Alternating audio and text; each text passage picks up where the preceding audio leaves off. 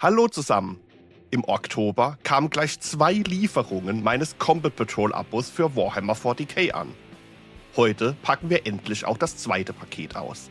Schauen wir mal, welche tollen Miniaturen uns in der 7. Lieferung denn so erwarten. Willkommen in meiner Hobby-Ecke. Hier ist der Fez. Kein Profi, kein Experte, aber seit fast 30 Jahren mit Freude im Hobby. Perfektionist und Chaot in einem. Let's Fez! So, neues Unboxing, Combat Patrol Lieferung. Das ist jetzt die 7. Lieferung. Im Oktober habe ich sage und schreibe sogar 2 Lieferungen bekommen. Einmal am 1.10., einmal am 25.10. Das ist jetzt die Lieferung vom 25.10.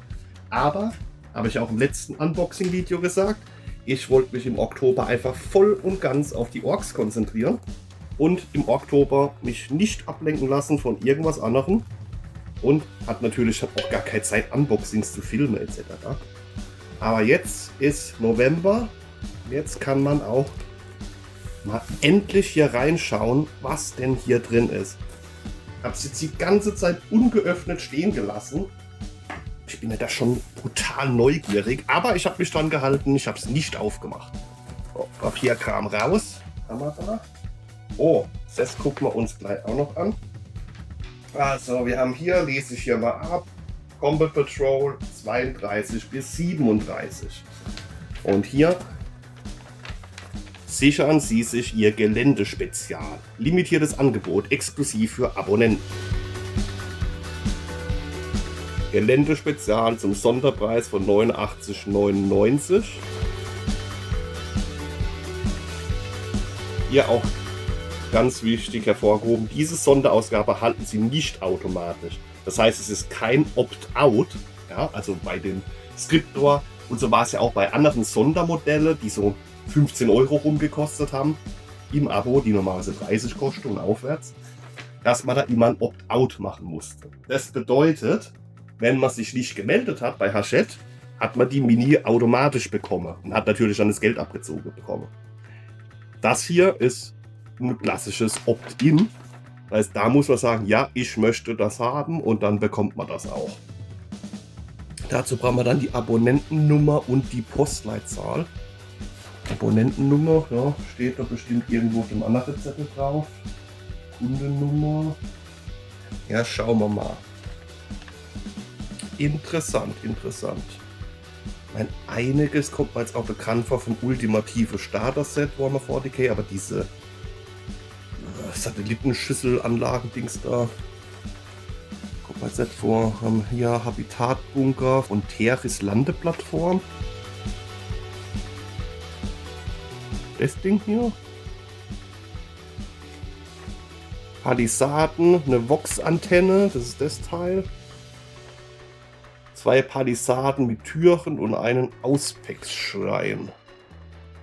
Ah, wahrscheinlich das hier. Ja.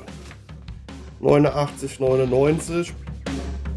Suche ich mal noch raus, was das normalerweise kosten würde, wenn ich das finde. Die Bestellung ist auf ein Exemplar pro Kunde begrenzt. Das Angebot gilt nur, solange der Vorrat reicht. Okay, jetzt haben wir die Lieferung natürlich am 25.10. bekommen. Die hat jetzt nicht so lang gelegen, weil der Oktober, nicht der Oktober, der Orktober war ja dann auch rum. Aber ja, schauen wir mal, ob wir da noch eins bekommen. Jetzt muss ich mal überlegen, ob ich das überhaupt will. Oha. Okay, Premium 2. Nice. Premium Ausgabe 2 ist da drin. Schauen wir uns gleich nochmal im Detail an. Ich räume das erstmal aus, hat man mehr Platz. Dann haben wir hier Farben. Plastik, Plastik, Plastik. Plastik. Hier habe ich gedacht, die haben jetzt einfach hier Mülltüte mit reingelegt. Ja gut, kann man auch immer gebrauchen, ne? Nee, aber tatsächlich sind das Pinsel. Tri-S. Kleine Tri-Brush-Pinsel, kleine Layer-Pinsel und ein großer Base-Pinsel. Ach, das könnten die Pinsel sein, die da eigentlich als Abo-Geschenk bei der ersten oder zweiten Lieferung hätten dabei sein sollen. Könnte sein. Dann haben wir hier die Ausgaben. Karton mal weg. Also im Vergleich jetzt zur letzten Lieferung haben wir hier ein bisschen mehr Plastik, muss ich mal sagen. Aber gut, ist ja auch Premium-Ausgabe dabei. So, also Pinsel haben wir eben schon besprochen. Die kommen in den Vorrat, auch super. Pinsel kann man immer gebrauchen. Komm, ich schaue jetzt zuerst mal hier in das Premium-Ding rein. Das interessiert mich jetzt eher am meisten. Dämonenprinz und Todesfeen. Dämonenprinz ist natürlich auch für meine Black Legion wie gemacht. Kommt wie gerufen, das Teil. Todesfeen finde ich auch nice. Ich habe ja nur so ein paar Eldar-Modelle, sage ich mal. Wollte ich halt mal ausprobieren, habe mal Combat Patrol geholt. Vorgänger Combat Patrol und die neue Combat Patrol. Es sind schon ein paar Minis, aber ich wollte halt einfach mal Eldar ausprobieren. Okay, das alles hier zusammengepackt. Hier Flügel, die man dann an den Dämonenprinz packen kann. Ja, das packe ich jetzt hier nicht komplett aus. Und dann sind da irgendwo auch die Banshees drin. Okay. Hier so ein kleines Premium-Heftle. Bauanleitung der Banshees. Todesfeen auf Deutsch. Das sind ja die haben ja in den Helmen so Vox-Verstärker, whatever, eingebaut. Das sind dann so Schreie.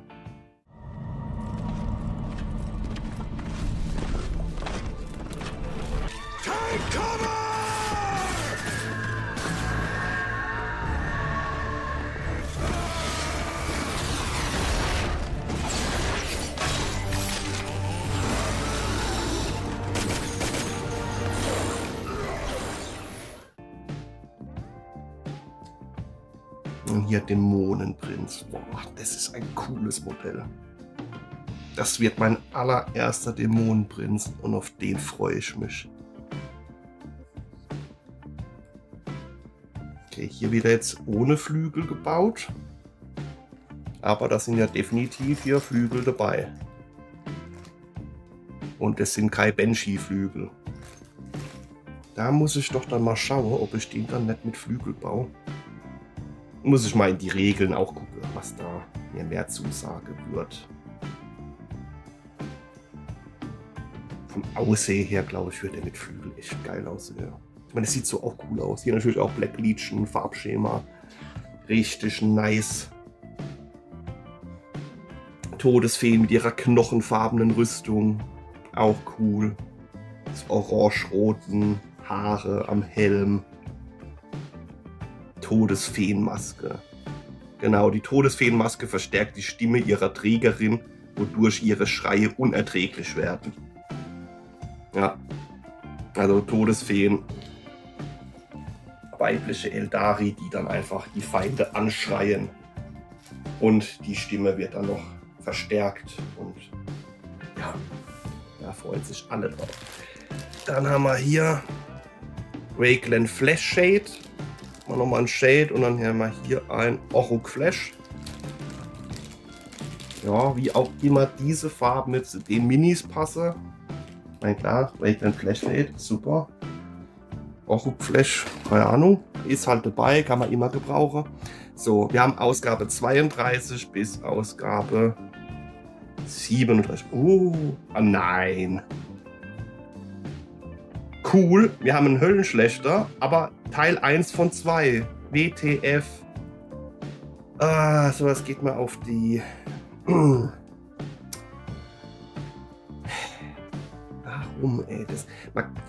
Die wissen doch selber, die machen das immer so. 6 Lieferungen, 6 Ausgaben im Abo, in der Abo-Lieferung. Bis auf die ersten 2 Lieferungen, die sind immer besonders. Erste Lieferung 3 Ausgaben, zweite Lieferung 4 Ausgaben und ab dann sind es immer 6 Ausgaben. Dann kann man das Herrschaftsseite doch irgendwie so planen, dass die lieben Abonnenten, die die Hauptzielgruppe von dem Quatsch hier sind, würde ich mal sagen, das nicht so aufgeteilt haben. Das ging mir bei der Thermagante auf den Nerv. Vor allem da war es auch noch so, in der einen Lieferung hat man einen Teil von der Thermagante gehabt und in der anderen Lieferung waren dann alle Bases dabei. Ach, so ein Bullshit. Dann macht's wenigstens halb-halb und packt da 10 Bases rein und da. Ja. Das ist geil. Jetzt habe ich die Lieferung bekommen. Denk so, geil, Höllenschlechter. Jetzt hätte ich wahrscheinlich voll Bock, oder wenn ich jetzt voll Bock hätte, diesen Höllenschlechter zu bauen. Ja, kann ich aber nicht. Kann ja nur die Hälfte bauen. Und ob das dann sinnvoll ist? Nee, ist es nicht. Das ist Mist. Mann, ey. Man kann das doch besser aufteilen. Das muss doch auch irgendein Mensch vorher geplant haben. Die Miniature wollen wir rausbringen, so und so viel Ausgabe. Dann plant es doch so ein, dass das in der Abo-Lieferung nicht gesplittet ist. Herrschaftsseite, ey. Das nervt mich. Aber da Chaos Space Marines, Legionäre oder Havocs, weiß ich jetzt noch nicht anhand der Waffen. Sehen wir gleich. Dann haben wir hier. Das sind schwere Waffen. Laserkanone auf das Schultergetrage. Was ist das? Irgendwas anderes Großes. Ja, ich sehe natürlich beim Chaos auch immer ein bisschen anders aus. Ne? Aber das ist definitiv eine Laserkanone. Das kann man sagen. Okay, also haben wir hier die Havocs. Ja, nochmal Legionäre. Waren ein paar Spezialwaffen dabei. Und dann hier, oh, richtig nice. Autokanone. Bam, bam, bam. Schwerer Bolter. Aber klar, ich meine, wenn man eine Autokanone hat, Autokanone. Ob die von den Regeln besser ist als der schwere Bolter, weiß ich gerade gar nicht. Aber vom Style, vom Aussehen, vom Feeling, das ist einfach viel geiler, finde ich. Okay, und da haben wir dann Teile vom Höllenschlechter, vermute ich, ja. Ja, hier. Ach, das ist aber echt wieder... Das kann man doch alles anders planen. Da muss sich doch irgendjemand was dabei denken. Oder die machen das bewusst so, dass man dann nicht nach der Lieferung aussteigt. Dass man sagt, okay, ich muss noch die nächste. Aber ich weiß auch nicht. Macht ihr Abos und brecht die dann in der Mitte ab? Also das habe ich noch nie gemacht. Wenn ich ein Abo habe, dann will ich doch das Ding komplett haben. Das ist einfach mein Komplettierungswunsch, glaube ich, aber jo. So, dann haben wir hier, wie gesagt, Orruk, Flash, Wakeland, Flash Shade. Zack, damit startet die Lieferung. Alles halb so wild. Bisschen Spaß muss sein. So. Der lange Krieg. Verräterlegionen. Ja, wer hier der Verräter ist, das ist ja dann die andere Sache, aber gut. Oh, nochmal richtig nice. Ey, Warp-Schmiede. Ja, die habe ich auf eine Combat Patrol. Ah. Dann ist die Combat Patrol, die ich habe, wohl die neuere. Und wir bekommen hier eine ältere Combat Patrol. Mit dem Höllenschlechter. Ja, weil ich habe nämlich die neue mit dem... Ach Gott, wie heißt er? Ein Feuerprophet, dunkler Magier, Sauron, ich weiß nicht, wie er genau heißt. Und das sind die Besessenen dabei, Legionäre und 10 Kultisten.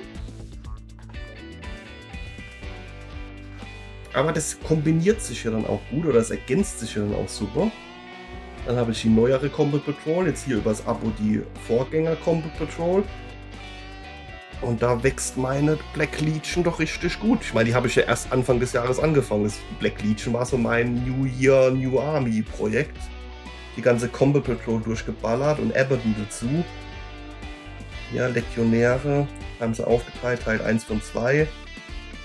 Ja, ist okay. Ich meine, immerhin hat man jetzt hier die Legionäre dann in der Abo-Lieferung gemeinsam drin. Da haben sie mit schwerer Bolter gebaut, okay.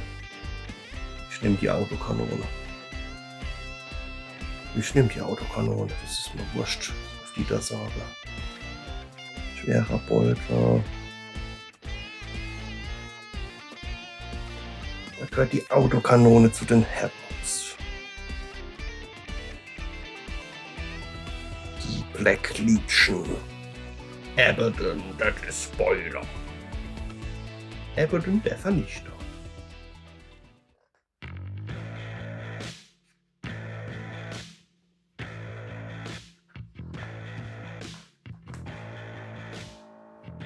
Ja, wenn wir mal so uns zurückerinnern, es ging los mit Tyranniden und Space Marines in den ersten Lieferungen.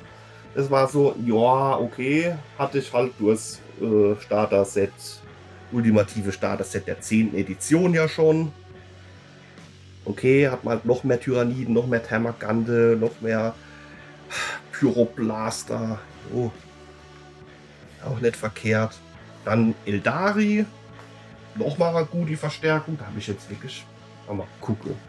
Ja, ich hatte noch nicht so viel gebaut und gemalt von denen, aber ich sag mal, an Miniaturen Vorrat habe ich von den Eldari dann auch einiges rumstehen. Ich meine, im Endeffekt zweimal die Combat Patrol, einmal die neue Combat Patrol, dann habe ich irgendwo noch so einen Anti-Graf-Panzer. Könnte auch schon gut was zusammenkommen. Aber jetzt nach den 3 Armeen, jetzt hier Chaos. Super Verstärkung für meine Black Legion. Richtig nice. Ah ja, okay, hier ist die Autokanone dabei. Raketewerfer, Laserkanone, schwere Bolter, Autocannon. Okay, das haben sie jetzt auch aufgeteilt. 5 Havocs, Teil 1 und 2. Ja, manchmal, man muss ja nicht alles verstehen. 10 Legionäre auf 2 Ausgaben verteilt, aber dann 5 Havocs verteilt. Ich stelle mir halt nur vor, es gibt ja auch Leute, die sich das jetzt auch im Zeitschriftenhandel holen. Wie gesagt, ich habe es weder in der eine größere Stadt noch in der andere größere Stadt bei uns ums Eck gesehen. Auf dem Dorf schon gar nicht. Und egal wo man reingeht, ich habe da noch nie eine Ausgabe rumliegen sehen. Anderes Hachette-Zeug schon. Aber das noch nie. Entweder sind die Ausgaben immer ratzi-fatzi weg oder keine Ahnung. Deswegen, ich mache das jetzt sowieso im Abo, weil ich halt alles haben will. Und dann nicht, weil ich wäre dann auch so ein Simpel, der vergisst dann halt rechtzeitig nachzugucken im Zeitschriftenhandel oder sonst was. Und keine Ahnung, und mit dem Zeitschriftenhändler meines Vertrauens, da habe ich keinen. Da möchte ich auch nicht mit irgendjemandem sprechen. Mit so manche, in so manche Läden. Ich meine, so ein richtiger Oldschool-Zeitschriften-Kiosk, so wie man es jetzt früher hatte, gibt es bei uns schon gar nicht mehr. Da wäre das früher möglich gewesen, wenn man reingegangen hätte gesagt, ja, sagt, ich hätte gern das und das, hat man als junger Kerl ja auch gemacht. Dann hat man sich seine Comics oder was auch immer dann vorbestellt. Wolverine war das damals, das war nämlich nicht, hat nicht jeder gehabt. Er sagt, jo, komm, ich hätte es gern, ich hole es jede Woche, hole ich eine Ausgabe. Ja. Ja, stimmt, aber auch da ging mal irgendwas schief, dann habe ich eine Ausgabe verpasst. Das heißt, die ganze Sammlung war dann für mich hinüber und dann bin ich auch nicht mehr reingegangen. Dann hat er, glaube ich, zugemacht. Hat er Bankrott angemeldet. Selber schuld. Ha. Boah, und hier sieht man schon einen Ausblick auf die Orks. Killercopter, nice. Boomdaggers, Snazragon. Boys. Darkbot dabei, Death Threat. Boss in Mega Armor. Und das sind die Konglomerate. Ja, da steht es ja sogar. Nice. Das heißt, mit der nächsten Ausgabe. Nee. Hä? Okay. Mit der nächsten Lieferung bekommen wir den Abschluss von unserem Höllenschlechter, damit wir den bauen können. Das sieht krass aus, ey. Der wird auch geil beim Anmalen. Und dann bekommen wir hier nochmal 5 Phantomwächter. Kann ich jetzt aber auch nicht sehen, ob das jetzt hier Teil 1 von sowieso, ich glaube nicht. Das verstehe ich schon. Ich suche da wirklich mal, nicht der Original, ich suche da wirklich mal der UVP raus. Die 5, die kostet doch Original Games Workshop Preis. Eigentlich genauso viel wie der. Den teilen sie auf in 2 Ausgaben, die da nicht. Aber dafür 10 Legionäre aufgeteilt, 5 Havocs aufgeteilt. Ja, okay. Nicht aufregen, alles gut. Ich freue mich ja trotzdem, dass ich das Zeug habe. wenn wir schon bei Armeen sind, Chaos, cool, gute Verstärkung für meine Black Legion. Aber die beiden Schnuggels hier, Orks, saugeil und Konglomerate, das wird mein Einstieg in die Space-Zwerge. Die sehen jetzt auch mit den neuen Miniaturen, die jetzt da im Sommer vorgestellt wurde, Summer Preview, auch echt gar nicht mehr so schlecht aus. Zumindest hat sich da bei mir im Kopf einiges geändert seitdem. Vorher fand ich die Mist. Jetzt sage ich, okay, ja, kann ich mich mit anfreunden. Aber hopp, das ist ein Thema für ein anderes Video. Wie gesagt, Combat Patrol Lieferung 7. Viel Plastik drin, also von der Menge her. 10 Legionäre, 5 Havocs haben wir noch drin. Das war's, glaube ich, oder? Das habe ich schon wieder vergessen. Gerade eben haben wir es angeguckt. 10 Legionäre, 5 Havocs, 2 aufgeteilte. Genau, und dann ein halber Höllenschlechter. Also haben wir 15,5 Miniaturen und 2 Farben. Aber ich glaube halt, das hier, Premium Ausgabe 2, steigert den Wert dieser Lieferung für mich persönlich jetzt. Vor allem wegen dem Dämonenprinzen. Den freue ich mich. Aber sehr cool. Wenn euch das Video gefallen hat, lasst ein Like da, abonniert den Kanal. Schreibt mir in die Kommentare, was ihr zu dieser Lieferung sagt. Habt ihr die Lieferung schon erhalten? Wartet ihr noch drauf? Lasst es mich wissen. Was ist eure Meinung dazu? Und habt ihr eine Erklärung, warum die teilweise so seltsam aufgeteilt sind? Hat sich jemand was dabei gedacht oder nicht? Wir können nur spekulieren, aber lasst uns in den Kommentaren spekulieren. Wird spannend. Also, in diesem Sinne, bis zum nächsten Mal.